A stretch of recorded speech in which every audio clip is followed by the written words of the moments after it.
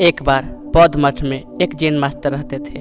एक बार एक आदमी उनके पास आया और कहा कि गुरुजी, मैं मन से परेशान हूँ। मेरे मन में हर समय कई विचार आते रहते हैं। कृपया मुझे इन विचारों को कम करने के लिए कुछ मंत्र दें। जैन मास्टर ने उसकी ओर देखा और कहा, मेरे दोस्त, तुम हर दिन ध्यान करना शुरू कर दो। धीरे धीरे ध्यान करने से आपका मन शांत होने लगेगा।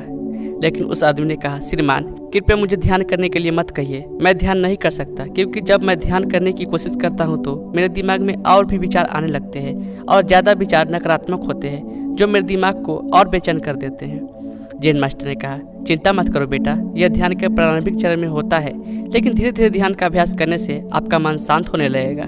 लेकिन उस आदमी ने कहा कि गुरुजी, ध्यान मेरे बस की बात नहीं है। आप कृपया मुझे मेरे मन शांत करने के लिए कोई मंत्र दे। जैन मास्टर ने देखा कि यह आदमी इस तरह से समझने वाला नहीं है, तो उसने कहा कि ठीक है, अगर आप जिद करते हैं तो मैं आपको एक मंत्र देता हूँ जो आपके दिमाग को शांत कर सकता है। फिर मास्टर ने उसके कान में एक मंत्र फुसफुसाया और कहा कि आपको इस मंत्र को बैठकर जाप करना होगा, अकेले हर दिन।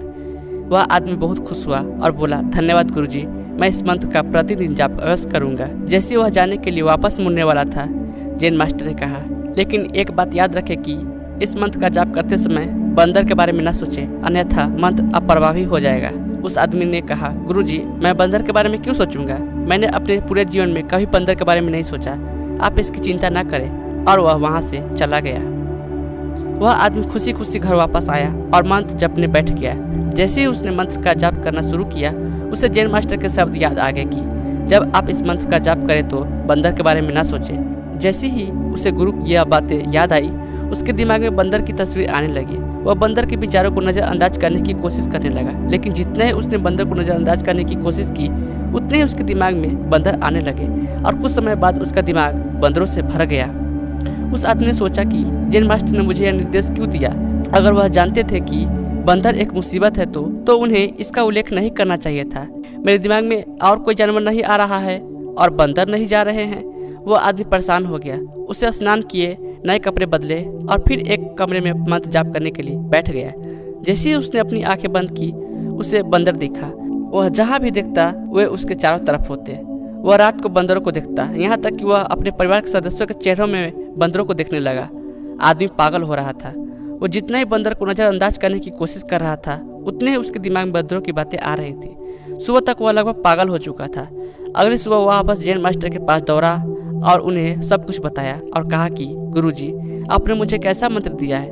कल तक मैंने कभी बंदर के बारे में नहीं सोचा था और अब मेरा दिमाग पूरी तरह से बंदरों के विचार से भर गया है और बंदर मुझे एक सेकंड के लिए भी नहीं छोड़ रहे हैं। कृपया मेरी मदद करें, मेरे दिमाग को इन बंदरों से मुक्त करें। जैन मास्टर ने कहा, ठीक है, बस आराम करो और मंत्र पढ़ना बंद करो, कुछ मत करो।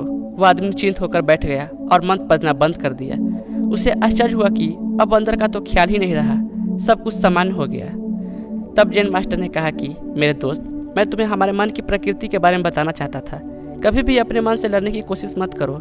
मन एक गति की तरह है, स्प्रिंग को जितना दबाओगे उतना उछलेगा। इसी तरह आप अपने मन को जितना दबाने की कोशिश करेंगे वह उतना ही मजबूत होता जाएगा। शांत रहे, मन के विचारों को देखना शुरू करें और आप पाएंगे कि आपका मन धीरे धीरे अपने आप शांत हो जाएगा।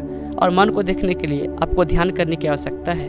अगर हम अपने जीवन में देख पाएंगे कि हमारा मन एक बंदर की तरह है जो हर समय बेमतलब इधर उधर उछलता कूदता रहता है।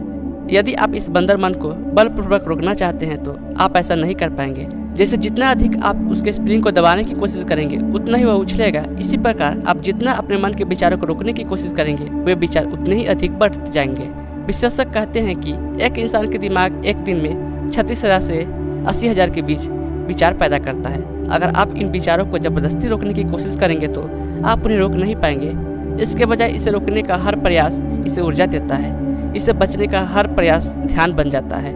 जब आप किसी चीज़ से बचना शुरू करते हैं तो आप उस पर बहुत अधिक ध्यान देने लगते हैं। इसीलिए विचारों को रोकने के लिए कोई आवश्यकता नहीं है, केवल आपको अपने विचारों को अनासक्त देखना है।